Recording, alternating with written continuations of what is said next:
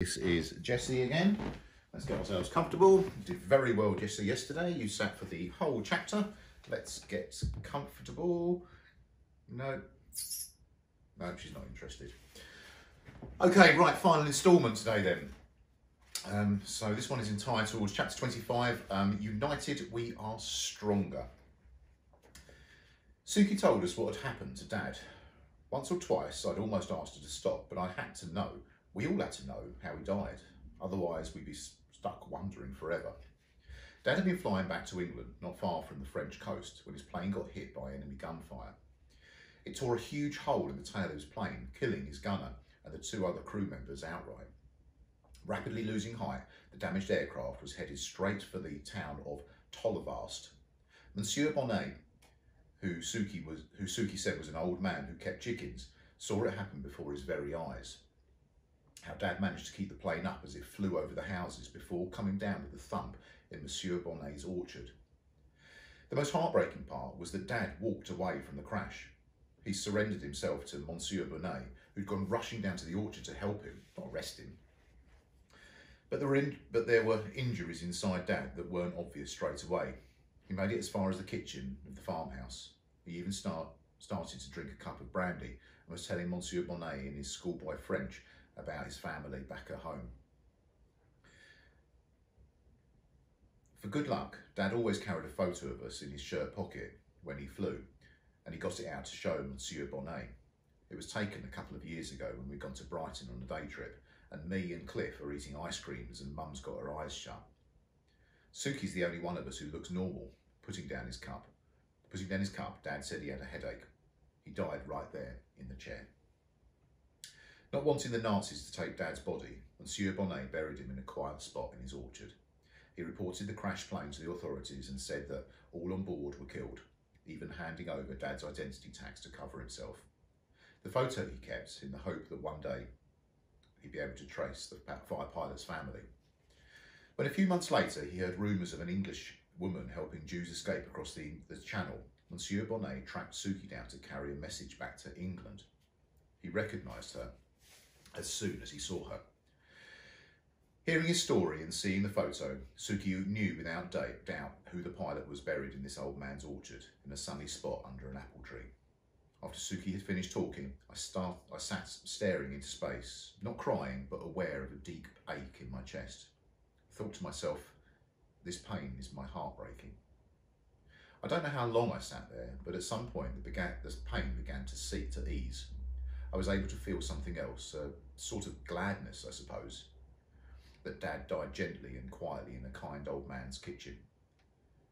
And in a way, we were with him at the end, or at least our photo was. It was late morning by now. Word of Suki's arrival had reached Queenie and Miss Carter, who were in the kitchen with Mrs. Henderson, the smell and sounds of breakfast drifting down the hall. Outside, the sun was shining. It was shaping up to be a beautiful March day. One wall of Mrs. Henderson's sitting room was almost entirely made up of windows that looked out over the fields where her goats grazed. It made a pleasant change from our gazing out to sea. Look, Cliff said, pointing to a clump of trees that grew close to the house. They've got buds on. That means spring's coming, doesn't it? Ephraim said springs always comes early in Devon, I replied, and at the mention of his name, I could have sworn I saw Suki blush.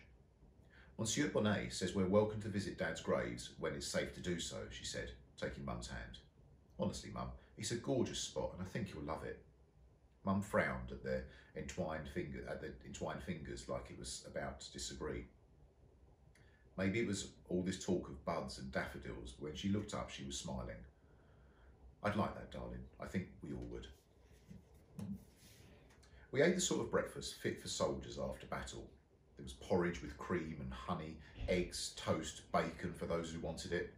On finally seeing Suki in daylight, Miss Carter was at first too embarrassed to eat. I'm so sorry, she kept saying, going pink. I don't know what I was thinking. It was unforgivable. You need new spectacles, Mrs. Henderson said helpfully. Getting the message wrong was one thing, but look, the girl's half her mother's age. No offence, men. Suki and Mum both laughed. Even with their different hair, they looked confusingly similar. It was Suki whose smile dazzled, though, and I could see Miss Carton gazing at her, thinking her completely marvellous. I just hoped Ephraim, when he finally met Suki in person, would think the same. Queenie, meanwhile, was already arranging to bring in another refugee boat from France. She wouldn't be put off by the threat of Mistress Spratt. That silly little man's the least of our worries. She shoveled food into her mouth as she talked. My sense is that Hitler's plans for the Jews are only just beginning.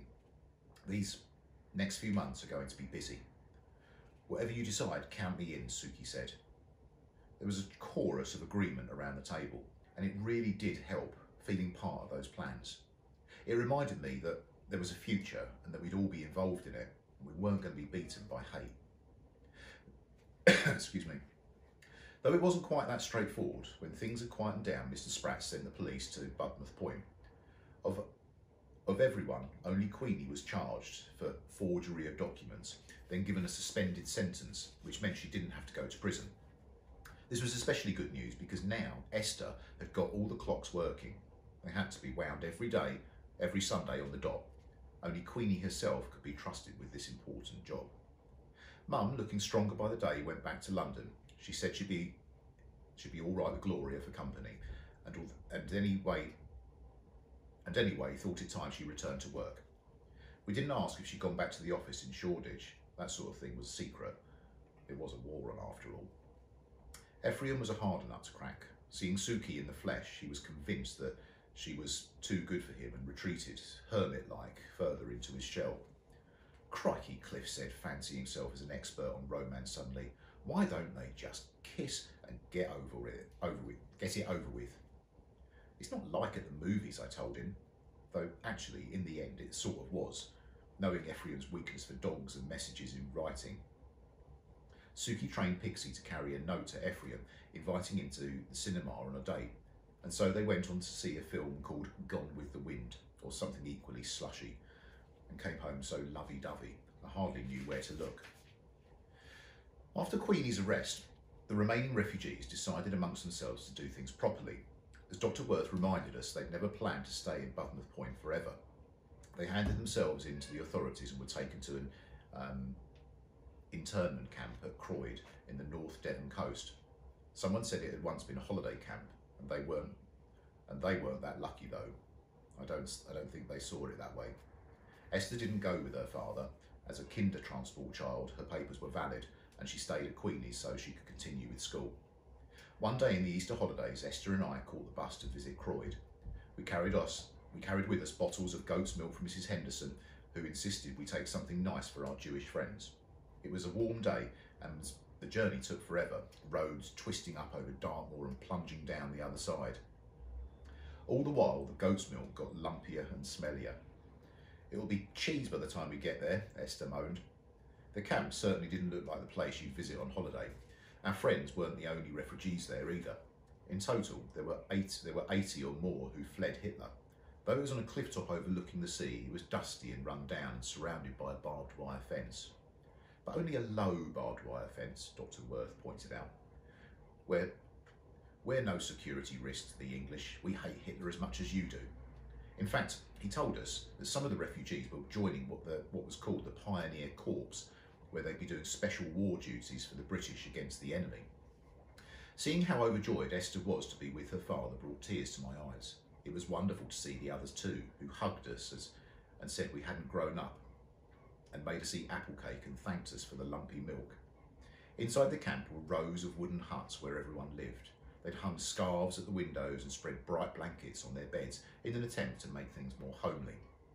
Mr. Schoenemann had set up a bread oven to bake special loaves every Friday for Sabbath.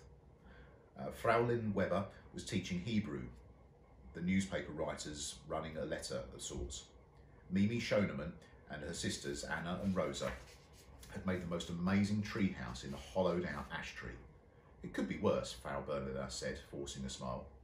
It wasn't their home though. It felt unfair to see these people we tried so hard to help still living in a way that they didn't deserve.